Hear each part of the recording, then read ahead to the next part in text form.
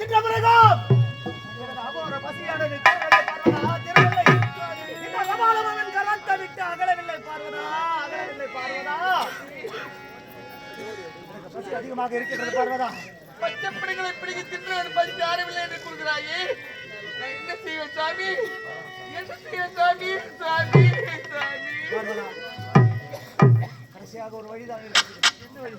எனக்கு வழி சொல்ல வேண்டும் என்றால் இப்பொழுது நீ பூலோக மக்களிடம் சென்று எனக்காக மன்னிப்பிட்டை கேட்டு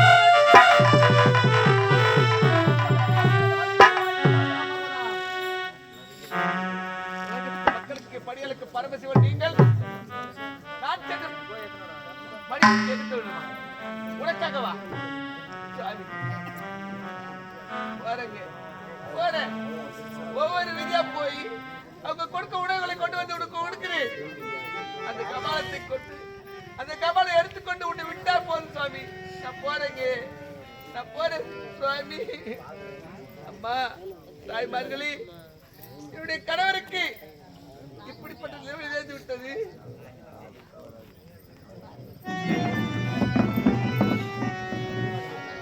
நேர்ந்து விட்டது. உலகத்துக்கே படியாளுக்கு பரமசிவன் இப்படிப்பட்ட கதிக்கு ஆளாகி விட்டார். உங்களால் முடிந்த உதவி செய்து என் கணவருடைய அந்த கபாலத்தை கையில் இருந்து விடுவிக்க செய்யுங்க. நீங்க செய்ய உதவிதான் என் கணவரை காப்பாற்ற முடியும். அம்மா அம்மா என் தாயே அருள் புரிவீர் நீயே, அன்புடனே ஆதரிக்கும் தெய்வமும் நீயே. அம்மா என் தாயே,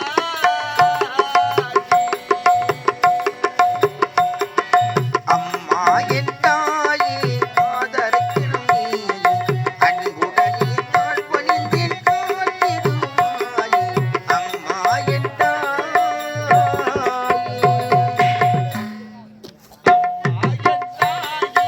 அருள் புரிவீர் நீயே, அன்புடனே ஆதரிக்கும்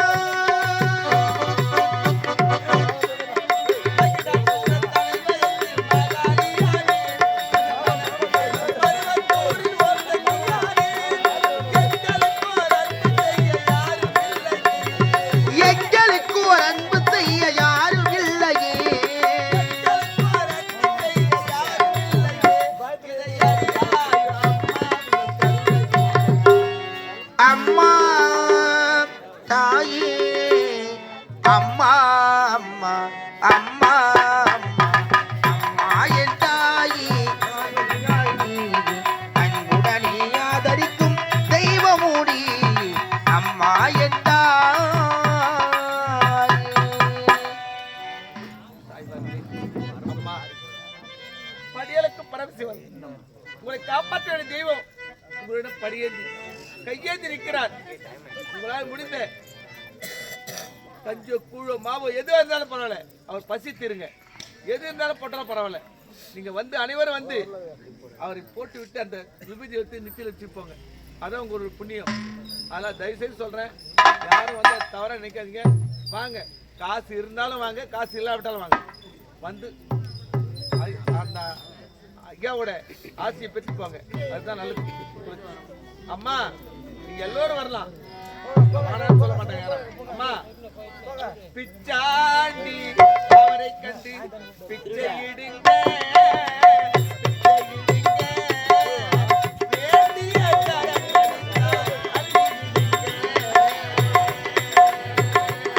அம்மா பிச்சாண்டி அப்பா பிச்சாண்டி தாயே பிச்சாண்டி என்னை கண்டு பிச்சையிடுங்கள் பிச்சையிடுங்கள், பெரியோர் கரத்தினாலே அள்ளித்தாருங்கள்.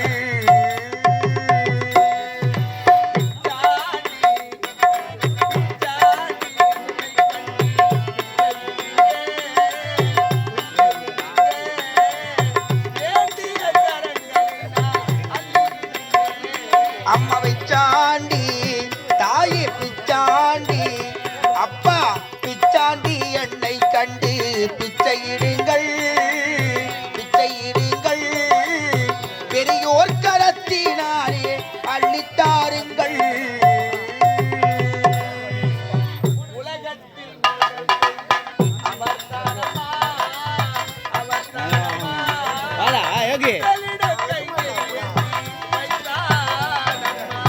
உலகத்தில் முதல் தெய்வம் அவர்தானமா அவர்தானமா,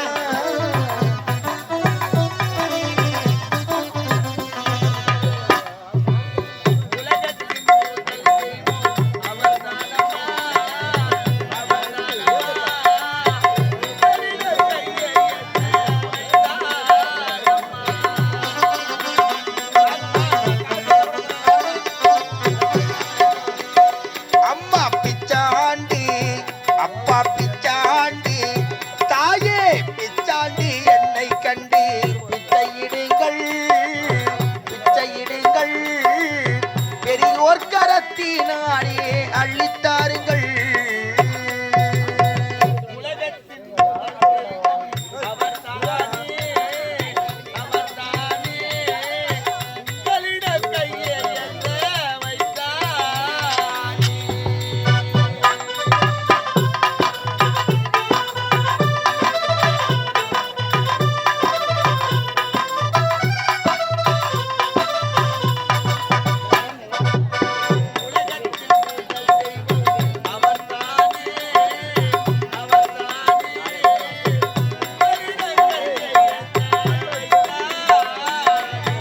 அள்ளித்தாருங்கள். அம்மா பிச்சாண்டி அப்பா பிச்சாண்டி தாயே பிச்சாண்டி என்னை கண்டு பிச்சையிடுங்கள் பிச்சையிடுங்கள், பெரியோர் கரத்தினாலே அள்ளித்தாருங்கள். ஏன்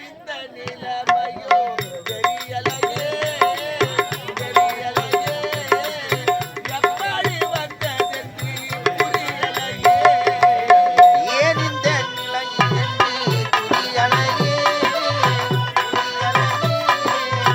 எப்படி வந்ததென்று தெரியலையே.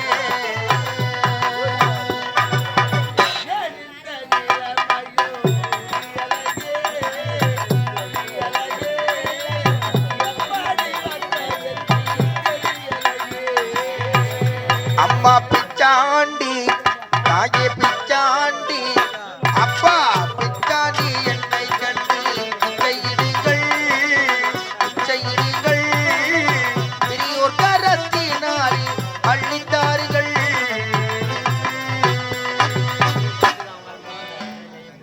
அனைவரும் நீங்கள் கொடுத்த உணவுகளை கொண்டு வந்து என்ன ஆண்டவரத்து பாதத்தில் சேர்த்திருக்கிறேன். இருந்தாலும் அந்த உணவுகளை கொண்டு அந்த கபாலம் இறங்கிவிட்டால் நீங்கள் செய்த புண்ணியம் அதுதான். ஆனால் என் கணவரை காப்பாற்ற இதுதான் வழி. சரி சுவாமி, இத பாருங்க, மக்கள் கொடுத்த உணவுகளை கொண்டு வந்து அடுத்து எடுத்து இதை பாருங்க, கவனத்தை விடுங்க. பாருங்க, பாருங்க, வாங்க.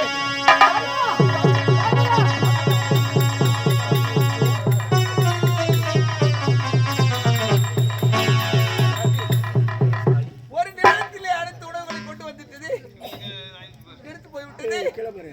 என்ன செய்வி? இனிமேல் எங்கே போவி? என் கணவரை எப்படி காப்பாற்றுவி? சுவாமி, சுவாமி, இனி வழி தெரியவில்லை சுவாமி. எனது பசியானது தீரவில்லை பார்வதா. பாமர மக்கள் கொடுத்த உணவை உண்ட பிறகும் எனது பசியானது தீரவில்லை பார்வதா. பசியானது தீரவில்லை. இந்த கபாலம் அவன் கரத்தை விட்டு அகலவில்லை பார்வதா. பார்வதா, இதற்கெல்லாம் கடைசியாக ஒரே ஒரு வழிதான் இருக்கின்றது. என்ன வழி? இப்பொழுது வைகுந்தம் செல்ல வேண்டும். வைகுந்தம் சென்று உன்னுடைய அண்ணன் நாராயணன் கோவிந்தன் அவரை சந்தித்தால் இதற்கேற்ற திரிவு கிடைக்கும் பார்வதா. எங்கே போகக்கூடாது நினைத்தேன், அங்கதான் போக வேண்டும் நினைக்கிறேன். நான் பட கஷ்டங்கள் அவனுக்கு தெரியாதா? தங்கை படை கஷ்டங்கள் புரியாதா? நம்ம காப்பாற்ற வரக்கூடாதா?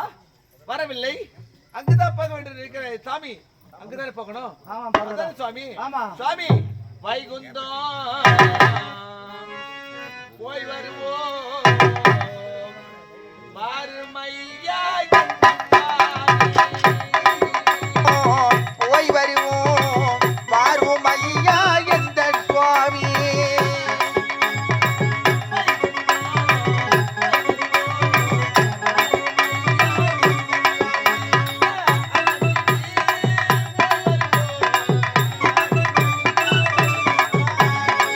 வைகுந்தம் போய் வருவோம் வாரும் ஐயா எந்த சுவாமி.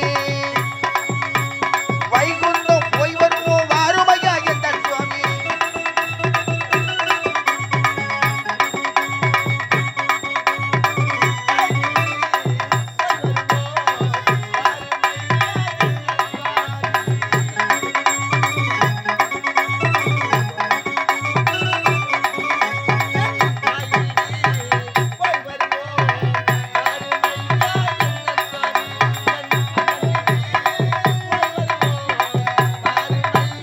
எந்தன் சுவாமி.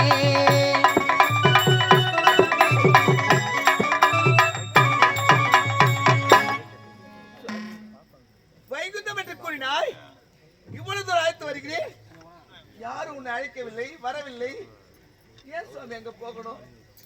எதுக்காக போகணும் சுவாமி? கண்டிப்பாக நீ அழைத்தால் அந்த வைகுந்தவாசன் வருவார். வருவாரா? கண்டிப்பாக வருவார் சுவாமி. அவன் நல்லவன் கிடையாது சுவாமி, அவன் நல்லவன் கிடையாது. நம்முடைய வாழ்க்கை அழிந்து விட்டது, நம்மை காப்பாற்ற வேண்டும் அப்படி என்ற எண்ணம் உள்ளவனாக இருந்தால் நம்ம எப்போதே காப்பாற்றிருப்பான். ஆனா நீங்கள் பட கஷ்டங்கள் தெரியாதா? நான் பட கஷ்டங்கள் புரியாதா? ஏன் இப்படிப்பட்ட கொடுமையில் நம்ம தாக்கி விட்டானோ என்னவோ தெரியவில்லை சுவாமி. நான் அழைக்கிறேன், இங்கிருந்து அழைக்கிறேன். அவன் நல்லவனாக இருந்தால் நம்ம வந்து காப்பாற்றிட்டோம் சுவாமி. அழைக்கிறேன் சுவாமி. சுவாமி, டெல்லியோங்கோ திருவேங்கடமுடையா உன் உலகம் தன்னை வாழ்வை நம்பி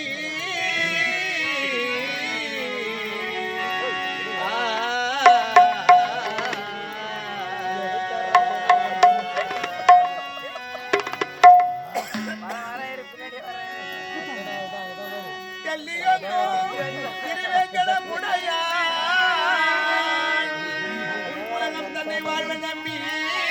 வாழ்வை நம்பி சகோதரா சசிதரா என்னையும் என் கணவரையும் காப்பாத்த என் உணர்பிறப்பே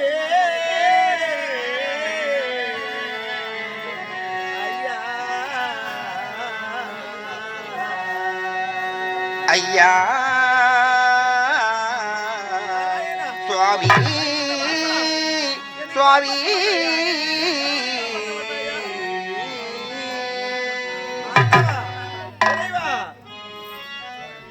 அலைப்பாயுதி கண்ணா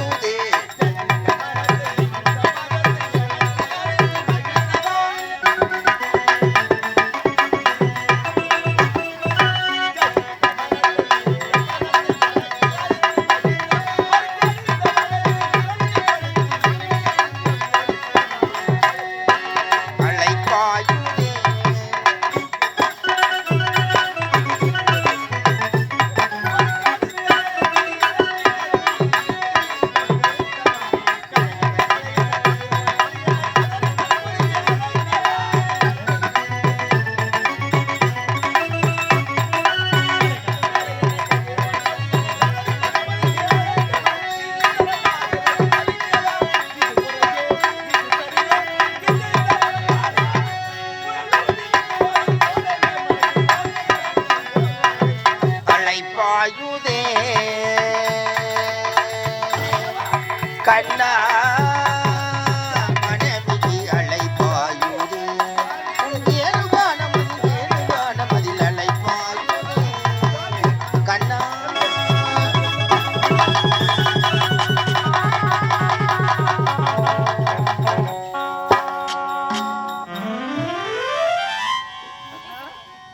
வந்து விட்டாயா? எங்களை காப்பாற்ற வந்து விட்டாயா? எங்களை பார்க்க வந்து விட்டாயா? என் கணவனை காப்பாற்ற வந்து விட்டாயா? அண்ணா, தங்கைப்படும் கஷ்டத்தை பார்த்து வந்திருக்கிறாயா? அண்ணா, உன்னை போல தங்கையோடு பிறந்தவர் யார் இருக்கிறார்கள்? தங்கை பார்த்து தெரிந்தவர் யார் இருக்கிறார்கள்? நீ தங்கை என்ற உயிராயிட்டு உன் தங்கையும் நல்லபடியாக வாழ வேண்டும், மைத்துனர் நல்லபடியாக வாழ வேண்டும் என்று என்னை காப்பாற்ற வந்திருக்காங்க. அண்ணா, அண்ணா, தாய்க்கு பின் வந்த தெய்வமே அண்ணா. அடா பாவி, நீ ஏண்டா இருக்கணும்? நீ ஏண்டா வாழணும்? இந்த உலகத்தில் நீ ஏண்டா இருக்கணும்? உன் குடும்பம் அழியக்கூடாதா? உன் குடும்பம் குடிச்சாரா பார்க்க கூடாதா? உன் மனைவி அழியக்கூடாதா? நீ எங்கடா இருக்கிற? நீ ஏன்டா அழிய மாட்டுற? நீ ஏன்டா ஒழிய மாட்டுற? எல்லாரும் அழிஞ்சு போறாங்கடா, எல்லாரும் ஒழிஞ்சு போறாங்கடா, பாப்பர மக்கள் சாகுறாங்கடா. நீ எதுக்குடா சாக போற? நீ எதுக்குடா ஒழிய போற? நீ எதுக்கு ஐடியா அன்னைக்குதான் பாவி? அந்த நிலைமையில எப்படா வரப்போகுது? என் கணவருக்கு எந்த கல்வி வந்துருக்குது? நீ பிச்சை எடுக்க கூடாதா? நீ உனக்கு பைத்தியம் பிடிக்க கூடாதா? நீ வீதி வீதியா போக கூடாதா? நீ சுடுகாட்டுக்கு போக கூடாதா? என் குடும்பத்தை அழிச்சுடா பாவி. நீ என்னைக்குடா வரப்போற? நீ என்னைக்குடா அந்த கதிக்கு வரப்போற? நீ என்னைக்குடா எங்களை நல்லபடியா காப்பாற்ற போற பாவி? நீ என்னைக்கு அழியோ அன்னைக்குதான் நல்ல நாள் பாவி. என்னைக்குடா அழிய போற அழிய போற அழிய போற ஒழிய போற பாவி பாவி பாவி. தங்கா, பேசிவிட்டாயா அல்லது பேசுவதற்கு இன்னும் இருக்கிறதா? நீ யார்? பேச கற்றவள். உனக்கும் உன் கணவனுக்கும் ஆபத்து இருந்தது. அந்த ஆபத்திலிருந்து காப்பாற்றுவதற்கு சிறிது காலதாமதத்தோடு வந்தி. அப்படி காலதாமதத்தோடு வந்த காரணத்தினால் எனக்கு நேர்ந்த நிலைமை உங்களுக்கு நேரக்கூடாதா? எனக்கு என்னுடைய கணவனுக்கு பிடித்த பித்துவரி உனக்கு பிடிக்க கூடாதா? உன் குடும்பம் அழியக்கூடாதா? உன் மனைவி மக்கள் அழியக்கூடாதா? உங்களுக்கு எந்த நிலை ஏற்படக்கூடாதா என்று இப்படியெல்லாம் ஏசிக்கொண்டிருக்கிறாய். ஒரு அண்ணன் உதவி செய்யாத காரணத்தினால் உடன் பிறந்த தங்கை இந்த அண்ணனை பார்த்து நீ எப்பொழுது இப்படியெல்லாம் பேசிக் கொண்டிருக்கிறாயோ அதே தவறை தான் பூலோகத்திலே ஒரு சில பெண்கள் செய்கிறார்கள். அண்ணனோ தம்பியோ உதவி என்று சென்றால் உதவி செய்தாதான் எங்க அண்ணன், உதவி செய்தாதான் என் தம்பின்னு பெருமையா சொல்லுவாங்களாம். அப்படி உதவி செய்ய மறுத்து விட்டால் அவனா என் அண்ணன், அவனா என் தம்பி என்று உடன் பிறந்த அண்ணன் தம்பியை இழிவாக பேசுகிறார்களே, இதெல்லாம் யாரால் வந்தது? உன்னால் வந்தது. இன்று இந்த அண்ணனை நீ எப்படி பேசினாயோ அதே தவறை தான் பூலோகத்தில் செய்து கொண்டிருக்கிறார்கள். உன்னை காப்பாற்றுவதற்கு சிறிது காலதாமதத்தோடு வந்தி. ஆகினால் உன்னோடு உடன் பிறந்தவன் இந்த அண்ணன் நான் சாகலாம், உனக்காக நான் அழியலாம். என் மனைவி மக்கள் எல்லாம் என்ன பாவத்தை செய்தார்கள்? எதற்காக அவர்கள் அழிய வேண்டும்? ஒருவேளை நீ உரைத்த பிரகாரமே நான் அழிந்து விட்டால் இப்போது நீங்கள் இருவரும் நிலைக்கு உங்களை காப்பாற்றுவது யார்? நான் தானே. நான் உயிரோடு இருந்தால் தான் உன்னை காப்பாற்ற முடியும்.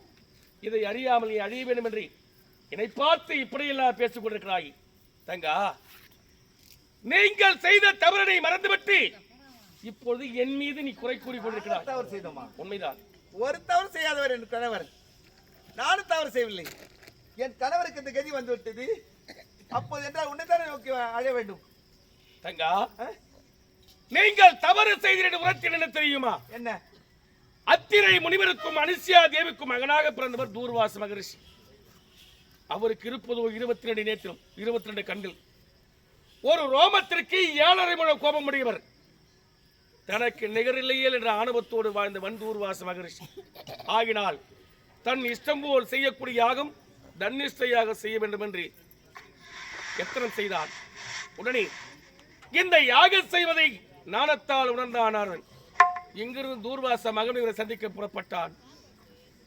நாரத மகாமுனிவர் சதுரமணி யாகத்தை செய்ய தொடங்கிவிட்டாகி இந்த தன்னிஷ்டையாக நிறைவேற வேண்டும் என்றால் யாரையாவது ஒருவரை தலைமை தாங்க செய்து அவர் தலைமையிலே இந்த யாகத்தை செய்தால் தான் யாகமானது குறையில்லாமல் நிறைவேறும். இல்லை என்றால் யாகம் தடைப்பட்டு நின்றுவிடும் என்று உரைத்தான் நாரதன். அப்படி என்றால் இந்த யாகத்திற்கு யாரை தலைமையாக செய்வது என கேட்டான். அப்போது நாரத மகாமுனிவன், நீ யாரு, எப்பேற்பட்டவன்? உனக்கு நிகழ்ந்த உலகத்தில் யாருமே கிடையாது. ஆகினால் இப்போதே நீ சென்று அந்த மும்மூர்த்திகளில் யாரையாவது ஒருவரை அழைத்து வந்தால் அவர் பொறுப்பிலேயின் தலைமையில் இந்த யாகத்தை செய்தால் இந்த யாகம் நிறைவேறும் என்று உரைக்க உடனே புறப்பட்டு வந்தான் தூர்வாச மகரிஷி சத்தியலோகம். அவன் வருவதை அறியவில்லை.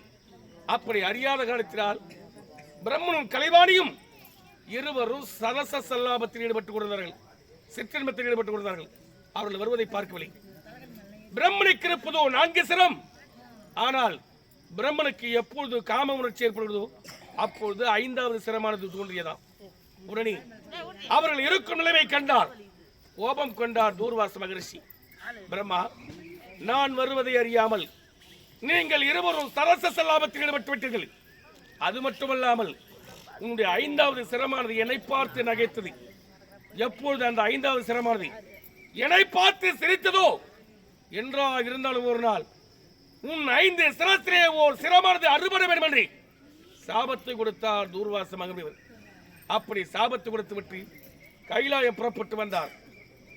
அவர் கைலாயம் ஒரு சமயத்திலே பிரம்மனும் கலைவாணியும் என்ன தவறு செய்து கொண்டார்களோ அதே தவறை தான் நீங்கள் செய்து கொண்டிருந்தீர்கள். அவர் வருவதை பார்க்கவில்லை. உடனே கோபம் கொண்டான் தூர்வாச மகரிஷி.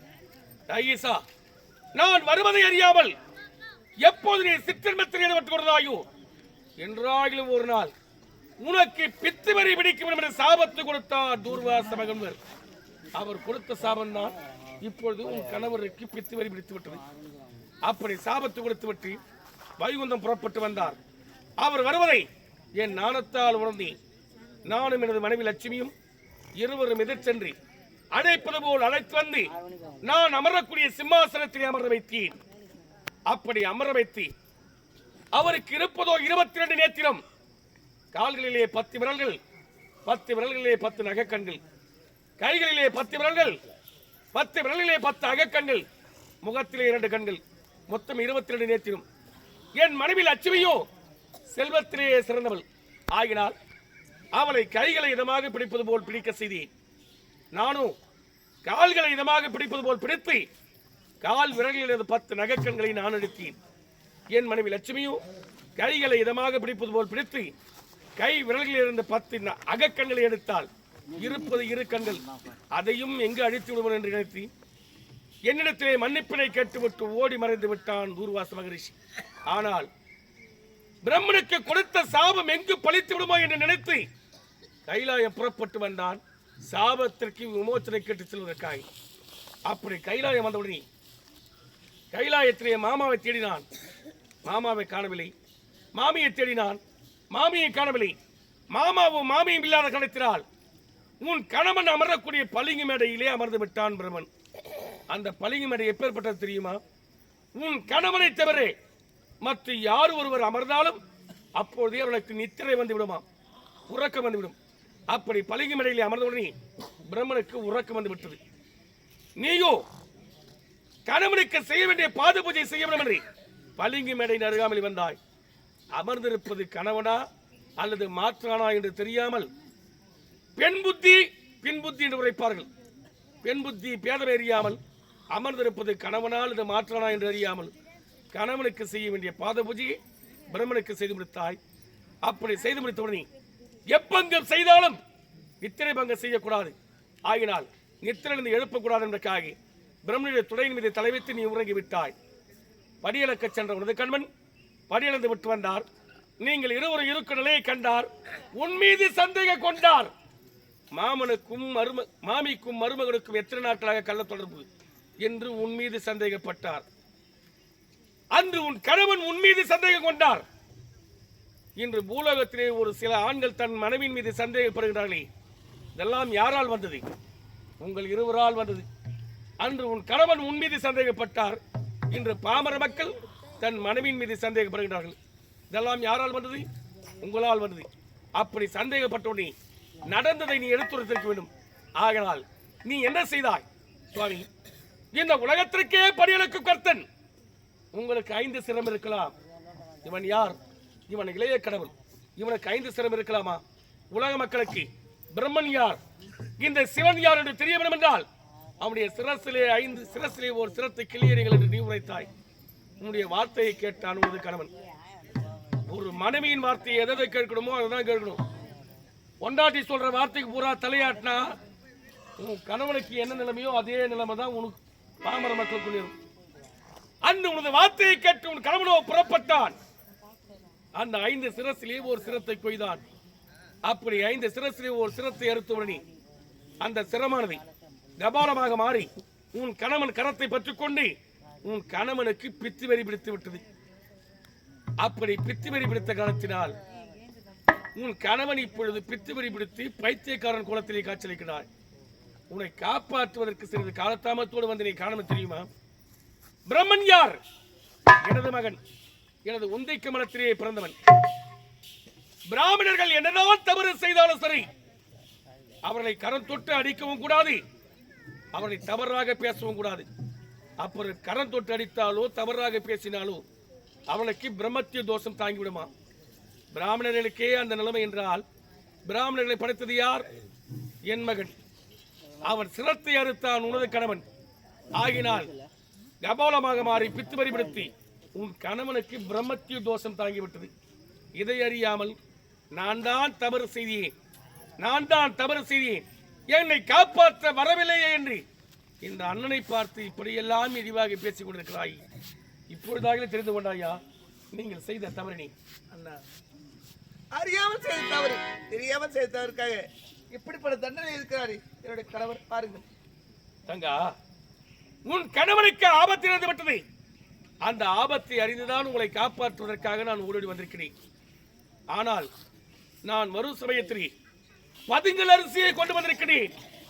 அந்த பதுங்கல் அரிசி மலை போல் சாதமாக வடித்து என் இடதுகை பெருவிரலால் நெற்றியை கீறி அதிலிருந்து வரும் உதிரத்தை எடுத்து அந்த சாதத்திலே பிசைந்து உதிர சாதமாக நான் வாரி இறைக்க போகிறேன்.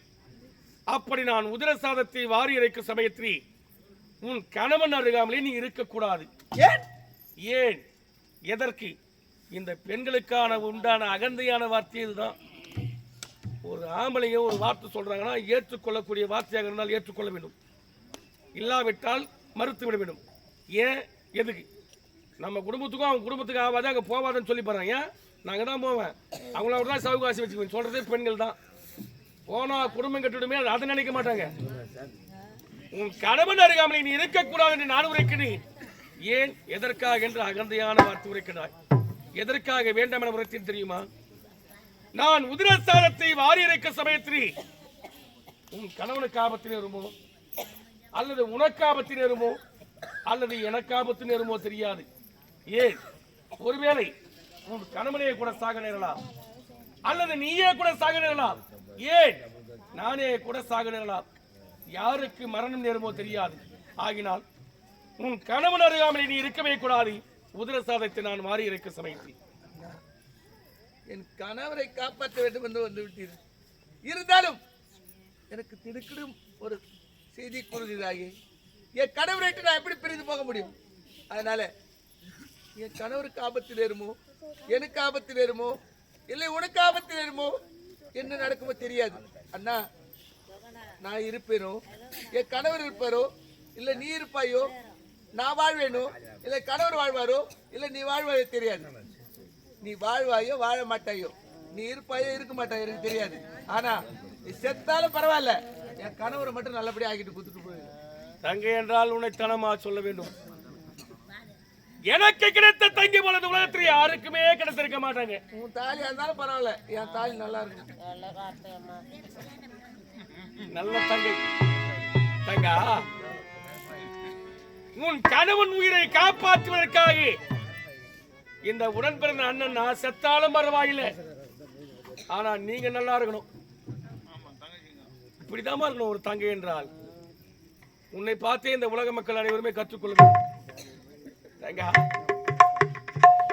சரி, உனக்காக என் தங்கையின் வாழ்விற்காக நான் செத்தாலும் பரவாயில்லை, உன் கணவனை நிச்சயமா நான் காப்பாற்றி தரேன். அது மட்டும் கிடையாது தங்கா, உன் கணவனை காப்பாற்றுவதற்காக இப்படி அருமாறு பட்டுக் கொண்டிருக்கிறாய். சின்னஞ்சிறு வயதிலே ஒன்றோடு ஒன்றாக பிறந்து வளர்ந்து திருமணமான பிறகு வந்த கணவன் என்று முக்கியமாகிவிட்டான். உடன் பிறந்த அண்ணன் முக்கியம் இல்லை, அண்ணன் இருந்தாலும் பரவாயில்லை. இப்படிதான் ஒரு தங்கச்சி சொல்றானா, கல்யாணத்துக்கு புது வண்டி எடுத்து கொடுத்தேன். என் வீட்டுக்காரன் குடிச்சிட்டு எடுத்து புளியா மரத்தை விட்டு வண்டி தூளாகி போச்சு, வேற வண்டி எடுத்து கொடுன்னு சொல்றாங்க. அது மாதிரி உன் கணவனை எப்படி போனாலும் பரவாயில்ல, உன் கணவனை காப்பாற்றி தரணும். சரி, உனக்காக நான் காப்பாற்றி இருக்கேன். மைத்துனா பைத்தியம் பைத்தியம் நீ பைத்தியம் நீ பைத்தியம் நீ பைத்தியம் எல்லாம் பைத்தியம் பைத்தியம் பைத்தியம். அப்படிதான் வந்து மாட்டிட்டு முயற்சிங்கிறப்போ ராத்திரியாவது கணவனை பிரம்முடைய கபால கரத்திலே பற்றிக் கொண்டு வித்துவரி பிடித்து பைத்தியக்காரன் போல இருக்கிறான். நான் பைத்தியமா நீ பைத்தியமா? அனிதினமும் படியலக்கின்ற பாமர மக்கள் பைத்தியமா? உன் கனவு பைத்தியக்காரனா இல்ல இருக்கிறது இல்லாம எல்லாரையும் பைத்தியக்காரன் ஆயிட்டானாமா? அண்ணா, என் உடற்பிறந்த அண்ணன் நீங்கள். நான் பிறந்தேன், நீங்கள் தான் எனக்கு திருமணம் செய்தீங்க. யாரோ நல்லவனோ கெட்டவனோ கூணோ குருடோ செவிடோ எவன்னா பிடிச்சி கையில கொடுத்து இவன் தான் அவன் கடமை, அவனோட நல்லபடியா வாழ்ந்து நல்ல பேர் ஏடுன்னு சொல்லியிருந்தா நான் அவனோட போய் சேர்ந்துருப்பேன். ஆனா உலகத்திலேயே தாங்க முடியாத ஒரு பைத்தியக்காரனுக்கு என்னை குத்துட்டேன். ஏன் நான் பைத்தியமா, என் அண்ணன் பைத்தியமா, என் அண்ணி பைத்தியமா, பார்க்குற மக்கள் எல்லாம் பைத்தியமா? இந்த மாதிரி பைத்தியக்காரனை வச்சு அவனா வாழ்வாளா? எல்லாரையும் பைத்தியம் சொல்லிக்கிறான். அப்ப கூட உன் கனவை இப்பேற்பட்ட பைத்தியக்காரனா மாறுவான்னு நான் நினைச்சு கூட பாக்கலமா. ஒரு வார காலமாவே பைத்தியக்காரனா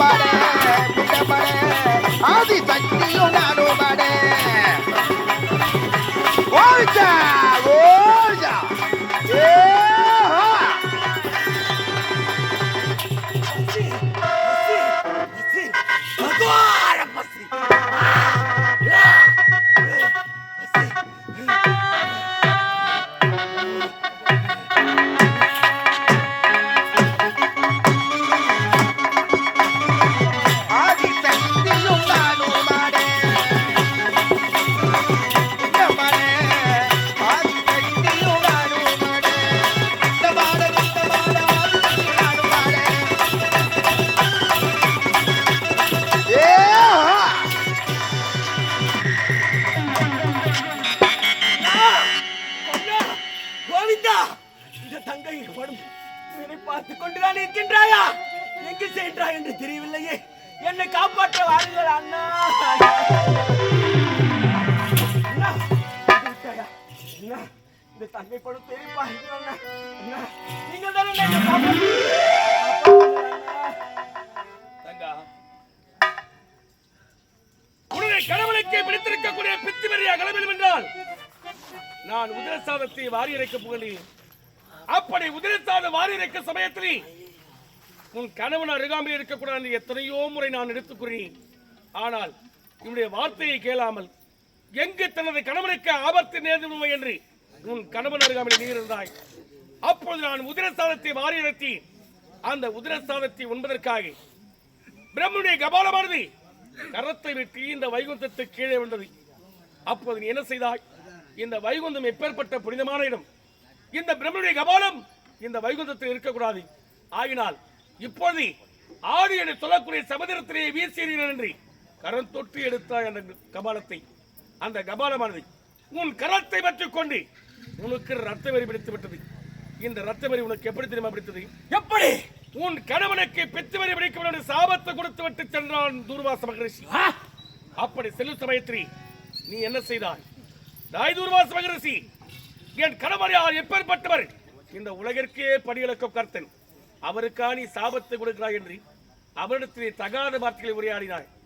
அப்பொழுது கோபம் கொண்ட தூர்வாச மகரிஷி, எப்பொழுது உன் கணவனுக்கு பித்துவெறி பிடித்து அந்த பித்துவெறி அகலுகிறதோ அப்பொழுதே உனக்கு ரத்த வெறி பிடிக்கிறது என்று உனக்கு சாபத்து கொடுத்தான் தூர்வாச மகரிஷி. அதன் பிரகாரமே இப்பொழுது உனக்கு ரத்த வெறி பிடித்து விட்டது. எத்தனையோ முறை கூறிய பிறகும் என் வார்த்தையை கேளாமல் உன் கணவன் அருகாமல் இருந்து உனக்கு இப்பேற்பட்ட துன்ப நிலை நேர்ந்து விட்டது. நீ எக்கடி கெட்டு போனா எனக்கு நான் வந்தது. நான் வரேன் அண்ணா. கோவிந்தா, நாராயணா, மாதவா, மதுசூதனா, தங்கை நீங்கள் தான் அண்ணா காப்பாற்ற வேண்டும்.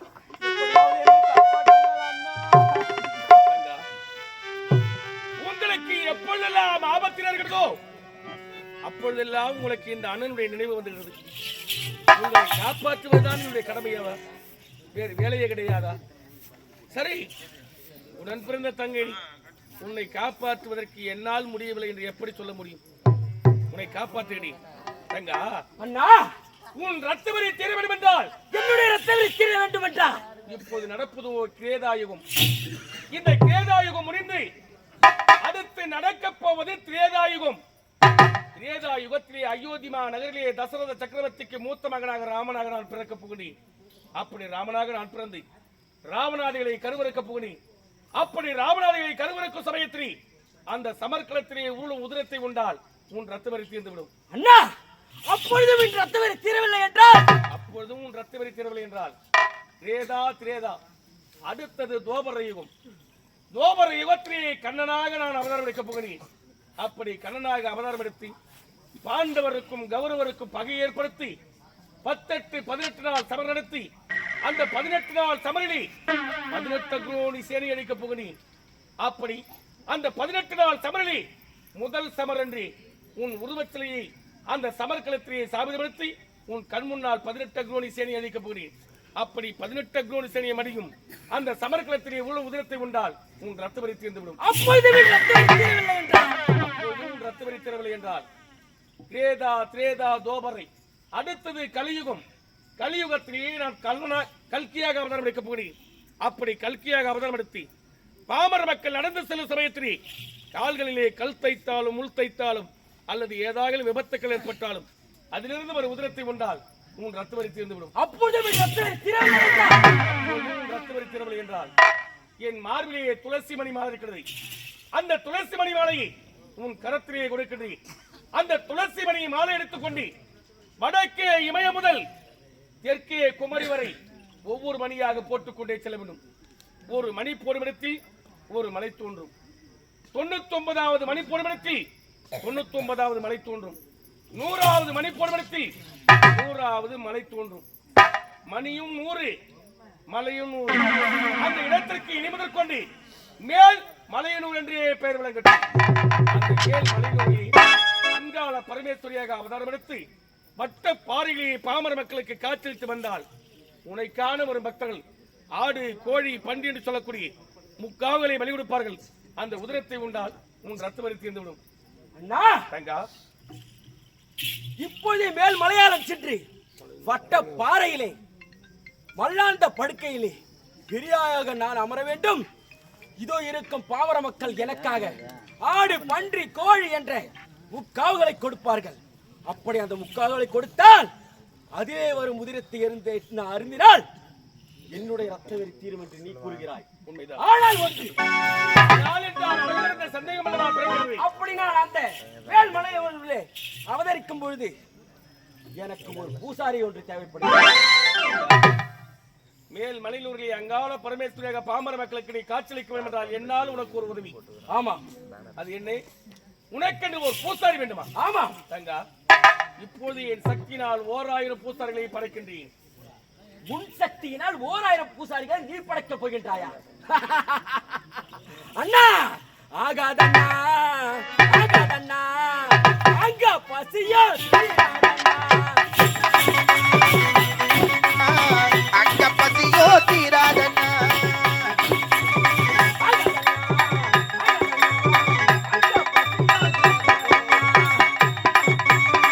ஆகாதண்ணா, ஆகாதண்ணா, அங்க பசியோ தீராதண்ணா.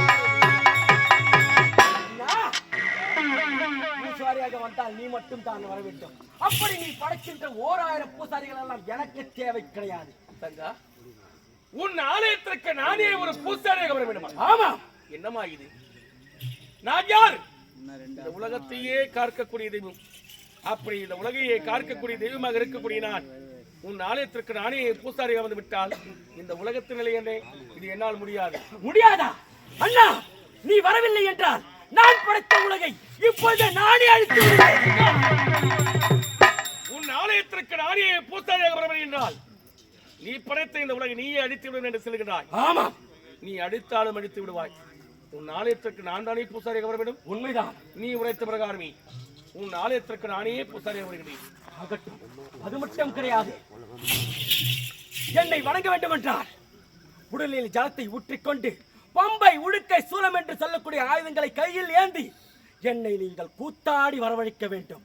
அப்படி நான் வரும் சமயத்தில் தாயே என்று குரல் கொடுத்தார். தங்கா, உன் ஆலயத்திற்கு நானே ஒரு பூசாரியாக வர வேண்டும். அப்படி பூசாரியாக வந்தால் மட்டும் போதாது. பம்பை உடைக்கை சிலம்பு என்று சொல்லக்கூடிய ஆயுதங்களை கருத்திலே தாங்கி உடலிலே ஜலம் ஊற்றிக் கொண்டு உன் ஆலயத்தை சுற்றி வலம் வந்து உன்னை கூத்தாடி அழைக்க வேண்டும் என்று நீ உரைக்கிறாய். ஆமா, நீ உரைத்த பிரகாரமே பம்பை உடுக்கை சிலம்பு என்று சொல்லக்கூடிய ஆயுதங்களை கருத்திலே தாங்கி உன் ஆலயத்தை சுற்றி வலம் வந்து உன்னை நான் கூத்தாடி அழைக்கும் சமயத்தில் என் உடலிலே சோர்வடைந்து நான் சோர்வடைந்து இருக்கும் சமயத்தில் கோவிந்தா கோவிந்தா கோவிந்தா என்று என் நாமதயத்தை 3 முறை உச்சரித்தால் நீ எங்கே இருந்தாலும் ஓடி வந்து என் கண்முன்னால் காட்சியளிக்க வேண்டும். அண்ணா, குப்பை மேட்டில் இருந்து குரல் கொடுத்தாலும் கோவிந்தா என்ற ஒரு குரல் கட்டவுடனே கண்முண்டே வந்து நிற்பேன். உன்னுடைய தங்கை. அப்படி தங்கா, இப்போதே நான் உரைத்த பிரகாரம் மேல் மலையில் அங்காள பரமேஸ்வரியாக அவதாரம் எடுக்க போகிறாய். புறப்படும் வழியிலே காராளப்பூ பட்டினம் என்று சொல்லக்கூடிய ஒரு நாடு இருக்கிறது. அந்நாட்டை ஆண்டு வருவோன் வல்லாளகன் என்று சொல்லக்கூடிய அரக்கன். அவன் மார்பிலே 1000 கலச உதிரம் இருக்கிறது. அவனை கொன்று அவன் மார்பிலே இருக்கும் 1000 கலச உதிரத்தை உண்டால் சிறிதளவு உன் ரத்த வரி தீர்ந்துவிடும். அப்படியும் உன் ரத்த வரி தீரவில்லை என்றால் காராளப்பூ பட்டினத்தை அழைத்தது சிவசங்கராம நாடு. அந்நாட்டை ஆண்டு வருபவன் ஜெயம்பதாசூரன். அவன் மார்பிலும் 1000 கலச உதிரம் இருக்கிறது. அந்த உதிரத்தை அறிந்தினால் சிறிதளவு உன் ரத்த வரி தீர்ந்தும் நீ இப்பொழுதே மேல் மலையில் அங்காள பரமேஸ்வரியாக காட்சியளிக்கிறார். ஆகட்டும்.